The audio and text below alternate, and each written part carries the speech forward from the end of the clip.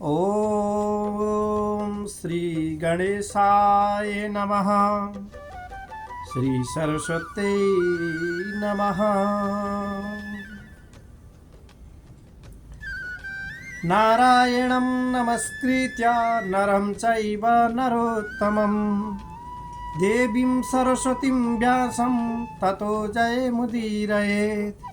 यस्मात् सर्वमिदं प्रपञ्चरचितं माया जगज्जायते यस्मिन् तिष्ठति यास्ति चास्तसमये कल्पानुकल्पे पुनः। यं ध्यात्वा मुनयः प्रपञ्चरहितं विन्दन्ति मोक्षे ध्रुवं तं वन्दे पुरुषोत्तमख्यममलं नित्यं विभुं निश्चलम्। परम आदरणीय श्रद्धालु भक्तजनहरूमा हृदयदेखि नै नमन टक्राउन चाहन्छु। भगवती माता जगदम्बा गायत्री को श्री चरण में कोटि नमन टक्राउँदै अखिलेश्वर भगवान नारायण का चरण कमल में कोटि नमन टक्राउँदै आज म गायत्री पुराण को प्रथम अध्याय अंतर्गत में रहेर नैमिषारण्य में द्वादश वर्षीय सत्र सुत सौनक संवाद को आरंभ कसरी हुन गयो म त्यसको बारेमा विस्तार रूपमा कथा प्रसङ्गमा ल्याउन गइरहेको छु। हजुरहरूले एकचित्त भएर एकचित्त मनन गरेर कथालाई श्रवण गरिबक्सेला। माता गायत्री देव्यै नमः। जो नर भनिनेमा सर्वोत्तम नर भगवान श्री नारायणलाई र देवी सरस्वतीलाई पनि म नमस्कार गरेर जय घोष गर्नु, जसका द्वारा प्रपञ्च रूपमा रचित यो सारा जगत उत्पन्न भयो तथा जसमा यो सम्पूर्ण विश्व अस्तकालमा विद्यमान रहेर पुनः कल्प अनुकल्पको रूपमा प्रकट हुँदै रहन्छ तथा जसको ध्यान गरेर मुनिजन प्रपञ्च रहित सत्य रूप मोक्षलाई प्राप्त गर्दछन् तिनै पुरुषोत्तम संज्ञाद्वारा विभूषित अमल निश्चल र नित्य प्रभुको वन्दना गर्दछु। प्राचीन कालमा एक पटक विख्यात नैमिषारण्य क्षेत्रमा ऋषि मुनिहरूको विशाल जमघट भएको थियो।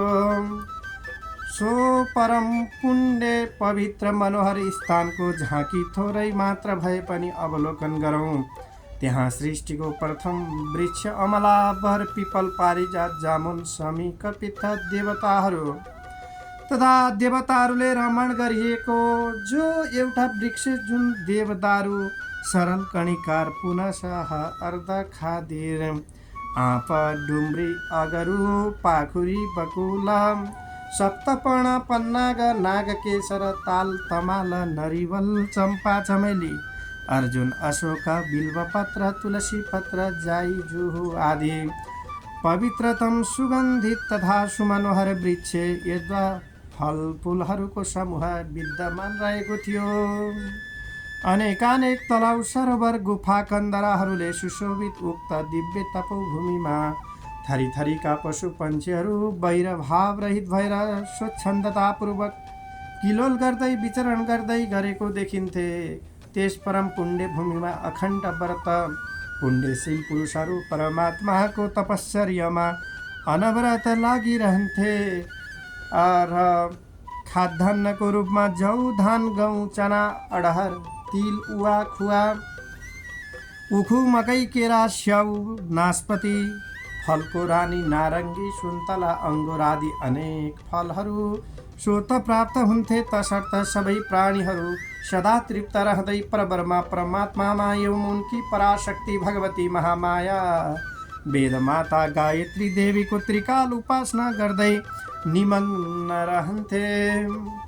जब त्यहाँ अग्नि चैतन्य भएर ओम रम भन्ने चैतन्याय नमः यसरी परिदीप्त भइसकेपछिबाट स्वाहान्तादि आहुतिहरू गायत्री मन्त्रद्वारा दिन सुरु हुन्थ्यो। भगवान तब त्यहाँ जुन अपूर्व शोभा उद्घाटित हुन पुग्थ्यो त्यसको वर्णन सहज सम्भव छैन। एजतां नैमिषेयाणां सत्रे 12 वार्षिके आजगमुस्तत्रः मुनयस तथान्येऽपि द्विजातयः। जहाँ एक एक निमेषको पनि अत्यन्त महत्त्व छ, त्यस्तो सो पावन भूमिमा एकपटक 12 वर्षसम्म अविराम चल्ने भएको यज्ञ सत्र शुभारम्भ भएको थियो। हिमालयका काखमा रहने भएको वेदका पारागामी तथा अनेक महात्मा मुनिगणहरू नैमिषारण्य निवासी अवरुदारण्य, पुष्करारण्य, महेन्द्र पर्वत र बिन्दागिरीका निवासी धर्मारण्य, दण्डकारण्य, श्रीशैल, कुरुक्षेत्र, कुमार पर्वत एवं कालाञ्जर पर्वत निवासी मुनिगणहरू तथा अन्य धुरन्धर ऋषिगणहरू आफ्ना शिष्यहरू सहित भएर सो यज्ञ सत्रमा अर्थात् एजन निमन्त्रणा गरिएका थिए। धर्मानुरागी आध्यात्म प्रेमी अन्य जनहरू पनि त्यहाँ समुपस्थित थिए। उनीहरू सबै एकत्र बसेर आत्मचर्चा गर्दै रहन्थे। भगवान त्यस्तो विराट आध्यात्म पिपासुहरूको महासभामा परम पुण्य भूमि नैमिषारण्यको उज्जवल कृतिको प्रकाशमा तेल थप्न महामती मान एवं वक्ताहरूमा सर्वश्रेष्ठ सुतजीको आगमन भयो। यस्तो उज्जवल कृतिको प्रकाशमान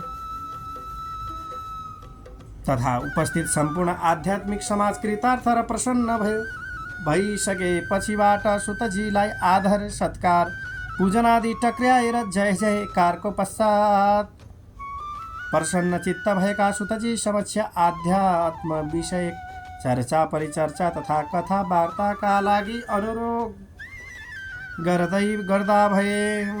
यसरी अनुरोध गर्दा सुतजीले भन्नुहुन्छ, परहितको साधनमा अनवतरण लागि परेका प्रख्यात वक्ता सुतजीले पनि सो आध्यात्म अध्ययन चक्रको निवेदनलाई सहर्ष स्वीकार्नुभयो। सुतजी त्यहाँ एक रमणीय एकान्त स्थानमा रहन थाल्नुभयो। आफ्नो नित्य कर्म दैनिक प्रसन्नतापूर्वकले सम्पन्न गरे पश्चात आध्यात्मिक कथावार्ताको नियमलाई अगालेर बस्न थाल्नुभयो। उहाँका लागि मुनिहरूको समाजले श्रेष्ठ आसनको व्यवस्था गरेका थिए। असङ्ख्य आध्यात्म पिपासुहरूको समाजले विनम्र र एकाग्र चित्तले कथा श्रवण गर्दथे भने कतिपय जिज्ञासाहरू पनि समाधानका लागि श्रेष्ठ वक्ता सुतजी समक्ष प्रस्तुत गर्दथे। यस प्रकारको भव्य सत्सङ्गको सत्रबाट मुनिजनहरूले अभूतपूर्व पुण्य लाभ गरिरहेका थिए। त्यस सत्सङ्गमा श्रोताहरूमा प्रमुख हुनुहुन्थ्यो त सौनकजीले सुत समक्षमा सत्सङ्गका बखतमा एक दिन यस्तो निवेदन गर्नुभयो कि हे महाप्राज्ञ सुतजी, हजुर ज्ञान विज्ञानका ज्ञाता परमात्मा देव र उनकी प्रकृतिका विषयमा सूक्ष्माति सूक्ष्म ज्ञान राख्ने अर्थात् सम्पूर्ण चरित्रहरूको बारेमा ज्ञाता हुनुहुन्छ। फेरि अर्को विशेषता के पाइन्छ भने जब जहाँ जहाँ हजुर कथावार्ता प्रवाह गर्नुहुन्छ त्यहाँ उपस्थित श्रोताहरू मन्त्रमुग्ध बनेर आफैलाई समेत बिर्सदै आनन्दतामा निमग्न हुन थाल्दछन्। हे विद्वान, हे विद्वद्वर, हजुरले यस्ता धेरै रहस्यहरूलाई प्रकाशित गर्नु भएर संसारको मोहले ग्रसित धेरै मनुष्यहरूको उद्धार गर्नुभएको छ। जुन विषयमा जो कोही विज्ञ छैनन्, परहित साधन गर्दै जागतिको भोग चाहनेहरूले यस्ता व्यक्तित्वहरूलाई पनि भोग तथा मोक्ष मार्गको चाहना राख्नेलाई सोही प्रकारको ज्ञान दिन हजुर कहिल्यै पछि पर्नुहुन्न। हे सुतजी, हामी सबै उपस्थित समाज हजुरको महान परोपकारी स्वभावप्रति प्रेमपूर्वक नतमस्तक भएर आभार व्यक्त गर्दछौँ र श्रद्धापूर्वक अभिनन्दन टक्र्याउँदछौँ। यसका साथमा अब हामी हजुरबाट त्यस्तो ज्ञान गङ्गाको प्रवाह श्रवण गर्ने आशा राख्छौँ जसबाट मनुष्यका सारा मलहरू पखालिउन् र उसका लागि सांसारिक भोग र मोक्ष सुलभ बनुन्। मनुष्यका लागि 4 पुरुषार्थ धर्म, अर्थ, काम, मोक्ष महत्त्वपूर्ण मानिएको छन्, तर यिनको व्यवहारिक आचरण गर्दा हरेक जन आफ्नो मतिको अनुसार गर्दछन्। फलत मतहरू विभिन्न भएका कारणले प्रथमतः धर्मको एकरूपताको नै निश्चय हुन सक्दैन। त्यसमाथि पनि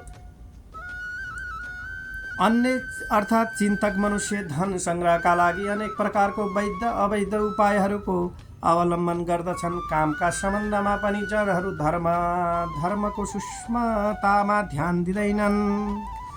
यस्तै कारणले गर्दा मोक्ष मार्ग पनि उनीहरूबाट पर रहन्छ। वस्तुतः यो सबै विचार अर्थात् विचारहरूको विकृतिको नै परिणाम हो।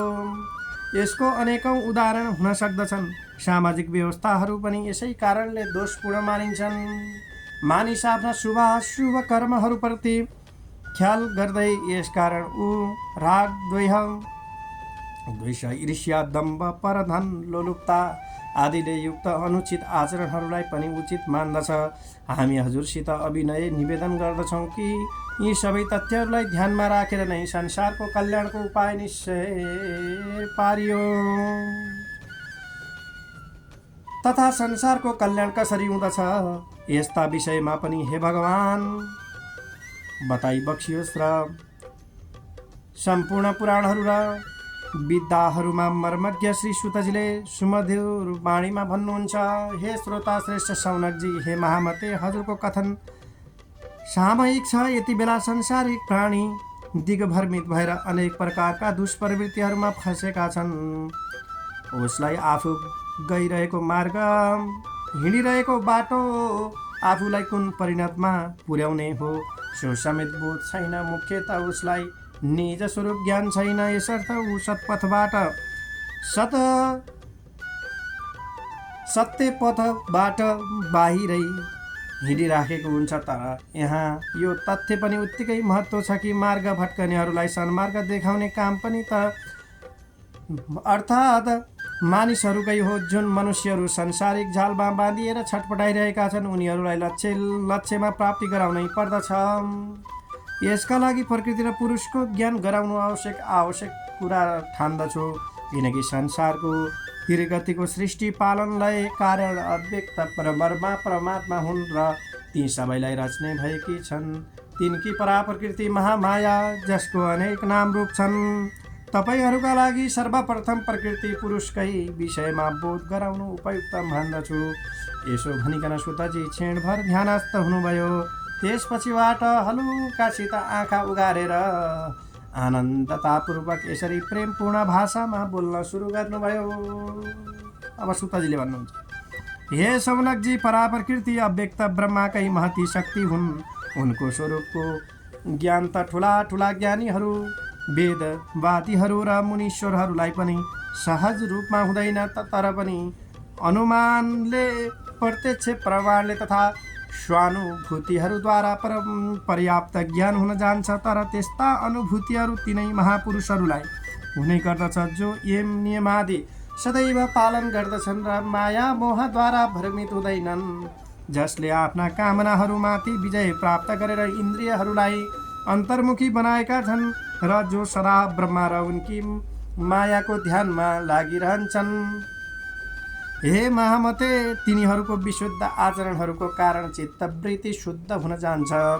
उनीहरूका बाह्य चेतन र आन्तरिक अवचेतन दुवै प्रकारका मन वशीभूत रहन्छन्।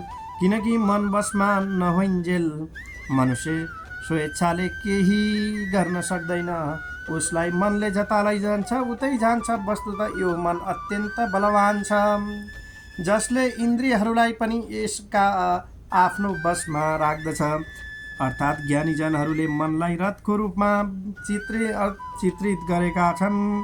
अर्थात् शरीर रथ हो, आत्मा रथी, मन सारथी हो। त्यसै गरिकन इन्द्रियहरू त्यसमा नारिएका घोडाहरू हुन्। यद्यपि रथको जीवन आत्मासित छ, तर पनि त्यसलाई चलाउने सारथी त मन नै हो। इन्द्रिय रूपी घोडाहरूको लगाम उसैका हातमा भएको कारण आत्मा विवश छ।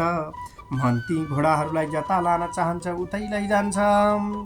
अब मनलाई कसरी नियन्त्रण गर्ने तथा योग भनेको के हो, मनोनियन्त्रण तथा योग कस्तो प्रकारको हुन्छ, यसको बारेमा विस्तृत रूपमा जानकारी गराइदिनुहोस् भन्दाखेरि पुनः सुतजी महाराजले भन्नुहुन्छ, हे मुनिश्रेष्ठ, यसर्थ विज्ञजनहरू आफ्नो कल्याणार्थ सर्वप्रथम मनलाई वशमा गर्ने प्रयत्न गर्दछन्। यसका उपाय यम नियमादिको पालन अर्थात् भनिएको छ। यम 5 प्रकारका छन् र नियम पनि 5 प्रकारका छन्। अहिंसा सत्य अस्त्य ब्रह्मचर्य र अपरिग्रह यी पञ्च एम हुन् भने शौच सन्तोष तप शोधायम र ईश्वर प्रणिधान यी पञ्च नियम हुन्। केही विद्वानहरूले यी एम नियमका सङ्ख्या 10-10 पनि बताएका छन्, तर यिनी 5-5 भित्रै यी समावेश हुन्छन्। प्रबुद्ध श्रोता सौनकजीले निवेदन गर्नुभयो, हे सुतजी कृपया यिनको विषयमा विस्तारसित वर्णन गरिदिनुहोस्। तब सुतजीले भन्नुभयो, सुन्नुहोस्, अहिंसाको तात्पर्य हो कि कसैलाई पनि कुनै पनि प्रकारको कष्ट नपुर्याउनु, अर्थात् मन वाणी र कर्मले प्राणीहरू मात्रलाई कुनै किसिमले पनि हिंसा नगर्नु। अहिंसा हो भनेपछिबाट कसैका प्रति हिंसाका लागि कसैलाई उक्साउनु, कसैलाई दुर्वचन गाली दिनु, पिट्नु वा चोट पुर्याउनु वा दुर्भावना राख्नु, यी सबै हिंसाकै कोटीमा पर्दछन्। यस्ता हिंसक मनोवृत्तिहरू सर्वथा त्याग्नु पर्दछ।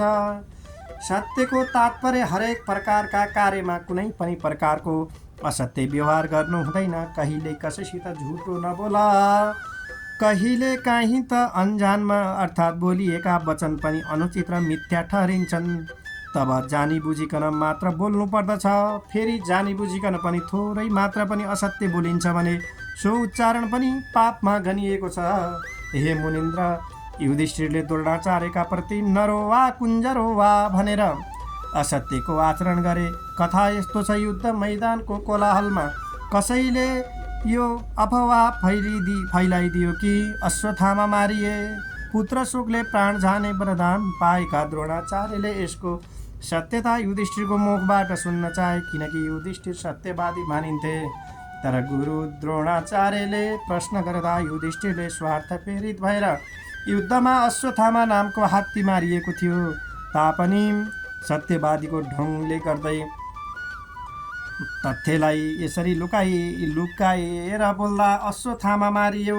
ठुलो स्वरमा र त्यो मनुष्य हो कि हात्ती हो, सानो नसुनिने स्वरमा बोले। पछिल्लो वाक्यांश द्रोणले सुनेनन्। प्रथम वाक्यांश नै द्रोणको मृत्युको कारण बन्यो। यसरी सोही असत्य वचनका कारण परिणाम त युधिष्ठिरले नरक दर्शन गर्नु पर्यो। तसर्थ सत्य बोल्नु र सत्य व्यवहारिक गर्नु मनुष्यको परम धर्म मानिन्छ। अस्त्यको अर्थ हो चोरी नगर्नु, अन्याय वा अनाधिकारपूर्वक कसैको धन अपहरण गर्नु, लुट्नु, खोज्नु आदि चोरी कर्ममा पर्दछन्। जुन जनहरू व्यवहारिक कार्य नापतौल आदिमा छलकपट गर्दछन् ती पनि चोरीभित्रै पर्दछन्। मार्गमा कुनै वस्तु मिल्काइरहेको रहेछ, त्यसलाई खुसुक्क उठाएर लिनु पनि चोरीकै समान हो। उचित त यसो हो कि उपयुक्त प्रक्रियाद्वारा सो वस्तुको मालिक पत्तो लगाएर कसैको हातमा पारिदिनु वा पर्ने प्रबन्ध गरिदिनु। यस प्रकार जुन जुन कर्ममा चोरी दोषको सम्भावना देखिन्छ त्यस्ता कर्मबाट बचेर रहनु अस्त्य जानिन्छ। ब्रह्मचर्यको तात्पर्य हो मैथुनको त्याग। यसमा पनि मैथुन जनित विचार वा काम विकारलाई नै परित्याग गरिनु पर्दछ। गृहस्थ धर्ममा प्रवेश गरेका युवा वर्गका लागि यो उपदेश होइन र पनि पर नारी जनित काम दोषबाट त उनीहरूले बाँच्नै पर्दछ। जुन जनहरू विरक्त भइरहेका छन् उनीहरूले त मैथुन विषयमा चिन्तन वा चर्चामा पनि रुचि लिनु हुँदैन। अपरिग्रहको अर्थ हो वस्तुको सञ्चय नगर्नु, किनकि आफ्नो हितका लागि लोकको वशीभूत भएर अनावश्यक धन सम्पत्ति भोग सामग्री आदि एकत्रित गर्नाले अन्य आवश्यकता खाँचो परेको जनहरूले सो वस्तुको उपभोगबाट वञ्चित रहने सम्भावना हुन्छ। ज्ञानीहरूका मान्यता अनुसार वसुधैव कुटुम्बकम अर्थात् सम्पूर्ण विश्व नै हाम्रो कुटुम्ब हो। यसर्थ सबैको आवश्यकताहरूको ध्यान राख्नु प्रत्येक मनुष्यको धर्म बन्दछ। कुनै वस्तु विशेषमा आसक्ति राखेर त्यसको जोहो गरिराख्नु परिग्रह नै हो। यसर्थ चेतनशील मनुष्यले यसबाट बस्नु पर्दछ। हे सौनकजी, यस प्रकार 5 एमहरूको वर्णन स्पष्ट रूपमा मैले गरेँ। अब 5 नियमहरूका बारेमा पनि सुन्नुहोस्। शौचको अर्थ हो पवित्रता। मन, वाणी र शरीर तीनै कुरा शुद्ध राख्नाले नै शौचको अर्थात् साधन हुन्छ। शरीरको शुद्धि भन्नाले नित्य कर्मका साथमा दन्तधावन, स्नान आदि कर्महरू सम्मिलित भइकन योगी जनहरू यसका लागि व्यवस्थित धौती नेति आदि क्रियाहरू नियमित रूपले गर्ने गर्दछन्। सामान्य जनहरू पनि आफ्नो ढङ्गले शरीर शुद्धिको प्रयत्न गर्दछन् नै। सात्विक एवं संयमित आहार पनि देह शुद्धिको एक कारण हुन्छ, किनकि असन्तुलित एवं असात्विक आहारबाट अनेक प्रकारका रोग वा दुर्विचार उत्पन्न हुन्छन्। परिणाममा के प्राप्ति हुन्छ भनेपछिबाट दुर्बल भएको शरीरद्वारा बाह्य शुद्धि पनि असम्भव हुन जान्छ। असत विचारहरूका कारणले मानसिक अपवित्रताले भरिन्छ। हे मुने, मनको पवित्रताका लागि दूषित वातावरणदेखि दूर रहनु आवश्यक छ। कुत्सित विचारहरूका जनहरूले को सँग पनि परित्याग गर्नुपर्दछ। मन शुद्ध हुँदामा वाणी पनि शुद्ध रहन्छ। यसर्थ मनको परिशोधन मुख्य कर्तव्य हो। यसका लागि अविवेकपूर्वक चिन्तनबाट जोगिनु पर्दछ। सन्तोषको अर्थ हो कि भगवानको इच्छाले जे जस्ता वस्तुहरू प्राप्त हुन्छ त्यसैमा तृप्त रहनु। आशा र अभिलाषा जति बढ्दछ वा कामनाहरूमा जति वृद्धि हुन्छ, असन्तोष पनि त्यति नै बढ्दछ। व्यावसायिक मनुष्यहरूलाई हेरौँ, तिनीहरू सदा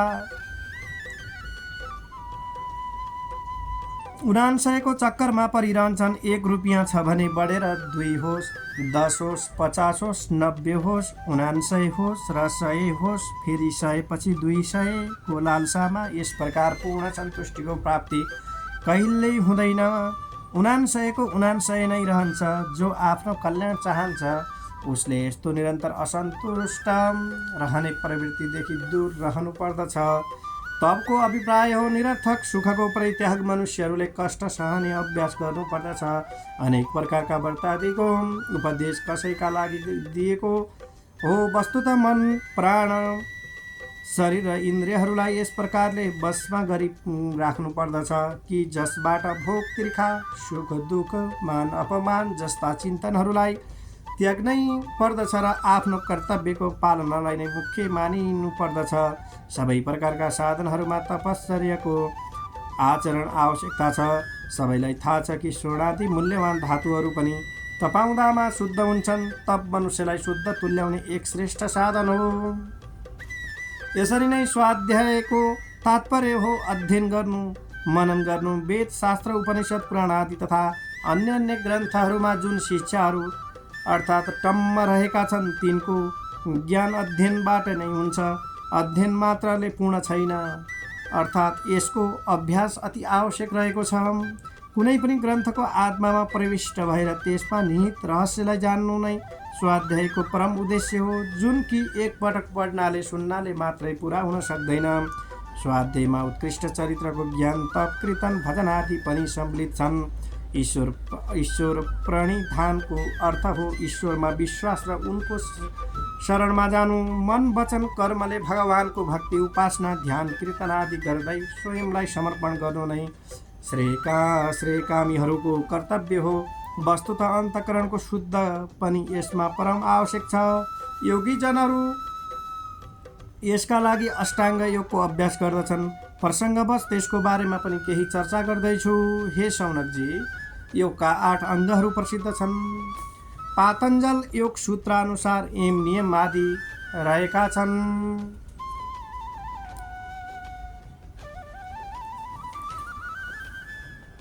यिनै एम नियम, आसन, प्राणायाम, प्रत्याहार, धारण, ध्यान र समाधिको अभ्यास नै अष्टाङ्ग योग मार्ग हो। यी मध्ये एम नियम सम्बन्धमा जानकारी भइसकेकै छ। शेष 6 अङ्गहरूको विषयमा थप बताउँदैछु। आसनको अर्थ हो बस्ने स्थिति, आराम सुखपूर्वक बसेर। थप प्राणायामको अभ्यास गर्न सकियोस्। यदि कष्टकर स्थितिमा बसियो भने त शरीरले अप्ठ्यारो भोगबाट मनले अभ्यासमा रुचि लिन सक्दैन। यसर्थ योगाचार्यहरूले अनेक प्रकारका आसनहरूलाई वर्णन गरेका छन्। ती सबैमाथि प्रकाश पार्न यहाँ सम्भव पनि छैन र औचित्य पनि छैन। तर पनि एक यस्तो आसनको बारेमा भन्दैछु जसमा सुखपूर्वक बस्न सकियोस्। कुनै कोमल आसन बिछ्याएर पूर्वतर्फ मोहडा गरिकन पद्मासन लगाएर बस्नु पर्दछ। यसरी बस्दा दाहिने पैताला बायाँ जाँघमा र देब्रे पैताला दाहिने जाँघमाथि रहेको हुनुपर्दछ। मेरुदण्ड सोझो पारेर सिधा नझुकिकन बस्नु पर्दछ। दुवै हत्केलालाई दुवै घुँडामाथि चिन मुद्रामा राख्नु बेस हुन्छ। यस्तो आसन शीघ्र नै साध्य हुन्छ। प्राणायामको अर्थ हो श्वास प्रश्वासलाई संयमित गर्नु। योगीहरूले यसलाई पनि अनेक प्रकारका बताएका छन्। सामान्यतया पूरक, रेचक र कुम्भक यी 3 क्रियाहरू नै प्राणायाममा मुख्य प्रकारको बताइएको छ। सुखपूर्वक बसेको मनुष्य प्रथमतः श्वास तान्दाको अवसरमा नाकको दाहिने प्वालबाट बन्द राखोस् र बायाँ प्वालबाट श्वास भित्र तानोस्। यसलाई पूरक भनिन्छ। भित्र श्वास भरिएपछि रोकेर बाहिर निस्कन नदिन कुम्भक जानिन्छ र यति बेला नाकका दुवै प्वालहरू बन्द राख्नुपर्दछ। यसरी धानिन सकिन्जेलसम्म कुम्भकमा रहेर त्यसपछिबाट बिस्तारै दाहिने प्वालबाट श्वास बाहिर निस्कन दिनुपर्दछ। यसलाई रेचक भनिन्छ। यही क्रम अब देब्रे प्वाल बन्द राखेर दाहिने प्वालबाट श्वास तानेर भित्र भर्ने र दुवै नाकका प्वाल बन्द राखिकन कुम्भकमा रहने। धान्न छोडेपछि देब्रे प्वालबाट रेचक पनि गर्दै रहने। अभ्यासको समयमा पटक पटक बढाउँदै जानुपर्दछ। त्यसो त यसको नियम छ। पूरकको दोब्बर समयमा रेचक, रेचकको दोब्बर समयमा कुम्भकलाई लिनुपर्दछ। जति धेरै लामो समय कुम्भकमा रहन सक्यो त्यति आयु बढ्दछ, किनकि आयु श्वासमा निर्भर गर्दछ। यसरी गरिने प्राणायामको विधिबाट नाडी शोधन हुन्छ। जन्म जन्मान्तरका आडवहरू पनि निखारिन्छन् र साधक अन्तरबाट शुद्ध बन्दछ। योगको 5औं अङ्ग प्रत्याहार हो। यसको अर्थ हुन्छ इन्द्रियहरूलाई वशमा गर्नु। इन्द्रियहरू बाह्य विषयका तर्फ दगुर्दछन्। योगीजनहरू तिनीहरूलाई ती विषयतर्फबाट हटाइकन अन्तर्मुखी राख्ने अभ्यास गर्दछन्। किनकि जबसम्म इन्द्रियहरू बहिर्मुखी रहन्छन् तबसम्म आफ्ना विषय सुखको आस्वादन गर्ने इच्छा राख्दछन्। यसै कारण मनुष्यको मन, प्राण र शरीर स्वच्छ हुन पाउँदैन। ईश्वर प्रणिधानमा यी अनियन्त्रित इन्द्रियहरू धेरै ठुला बाधा मानिन्छन्। हे मुने, योगको 6औं अङ्ग धारण हो। चित्तवृत्तिलाई एक स्थानमा केन्द्रित गरिकन स्थिर पार्ने कामलाई धारण भनिन्छ। अर्थात् चित्तको वृत्तिलाई यदि नासाग्रमा टिकाइन्छ भने त्यस अङ्गको धारणा हुन्छ। योगीजनहरू चित्तवृत्तिलाई 2 आँखी भाउका बीचमा भ्रूमध्य भाग, मध्यमा नासाग्रमा, हृत कमलमा, सूर्य चन्द्रादि नक्षत्रहरूमा वा कुनै देवरूपमा स्थिर गर्ने अभ्यास गर्दछन्। कुनै देव प्रतिमामा धारणको अभ्यास गर्नाले पनि प्रत्याहारको अभ्यासमा सरलता रहन्छ।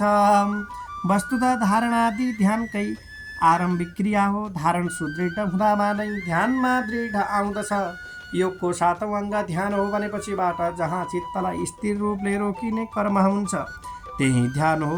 धारणाद्वारा जुन ध्येयमा वृत्तिलाई स्थिर गर्ने अभ्यास हुन्छ त्यही ध्येयमा अटल रहेको वृत्तिलाई नै ध्यान संज्ञा जान्नु। अर्को शब्दमा अटुट ध्येयमा चित्तको वृत्ति टिक्नु नै ध्यान हो। ध्यानको साधनले मनुष्य चित्तको चञ्चल वृत्तिलाई पराजित गर्दै समाधितर्फ उन्मूलन हुन्छ। योगको 8औं अङ्ग समाधि हो। जुन अवस्थामा ध्येयको मात्र प्रतीत रहोस् तथा चित्तको आफ्नो सुशून्य जुन आओस्, यस्तो प्रगाढ ध्यान अवस्थाले समाधिको अवस्थालाई प्राप्त गर्दछ। वस्तुतः साधक जब ध्यान आरम्भ गर्दछ तब उसलाई यो बोध रहन्छ कि म अमुक ध्येयको ध्यान गर्दैछु। त्यस बखतमा उसलाई ध्याता, ध्येय र ध्यान तीनै कुराले अर्थात् आभास पृथक पृथक हुँदै रहन्छ। तर ध्यानको अभ्यास बढ्दै जाँदा जुन चित्त ध्याता हो सो ध्येय रूपमा बदलिन्छ। त्यस स्थितिमा न आफ्नो स्वरूपको बोध रहन्छ न त ध्यान गर्दैछु भन्ने आभास नै रहन्छ। त्यति बेला केवल ध्येय स्वरूपले मात्र बोध रहन्छ। हे मुनीश्वर, समाधिको यही स्वरूप हो। सांसारिक प्राणी यदि योग मार्गका द्वारा ईश्वर प्राप्ति गर्न चाहन्छन् भने उसले ब्रह्ममा निर्विकार रूपमा आस्था राखेर अगाडि बढ्नु पर्दछ। यस क्षण साकार रूपको ध्यान नै सरल मार्ग हो। सोही परब्रह्मको पराविद्या महाशक्तिका अनेक रूपहरू छन्। तिनका एक एक रूप गायत्री संज्ञक पनि छन्। सोही गायत्रीलाई सावित्री र सरस्वती पनि भनिन्छन्, जसको ध्यान परम कल्याणकारी रहेको छ। शौनक सोध्नुहुन्छ, सुतजी के पराशक्ति गायत्रीको साधन योग मार्गबाट नै सम्भव छ र अरू कुनै उपाय छ कि अरू कुनै उपाय छैन कि? सुतजी भन्नुहुन्छ, हे महामते, भगवती गायत्रीको साधना अनेक प्रकारले गर्न सकिन्छ। भक्ति, ज्ञान, कर्म आदि। उपासकको जुन पद्धतिमा मन रमाउँदछ उसलाई सोही प्रक्रिया अवलम्बन गर्नु सरल रहन्छ। अन्य अन्य उपायको चर्चा आगामी अध्यायहरूमा गरिनेछ। यसरी ध्यानको साधनाले मनुष्य चित्तको चञ्चल वृत्तिलाई पराजित गर्दै समाधितर्फ उन्मुख हुन्छ भन्ने विषयमा यहाँ चर्चा गरियो। प्रथम अध्यायमा श्री कृष्ण गोविन्द हरे मुरारे, हे नाथ नारायण वासुदेवम। गोविन्द गोविन्द हरे मुरारे, हे नाथ नारायण वासुदेवम।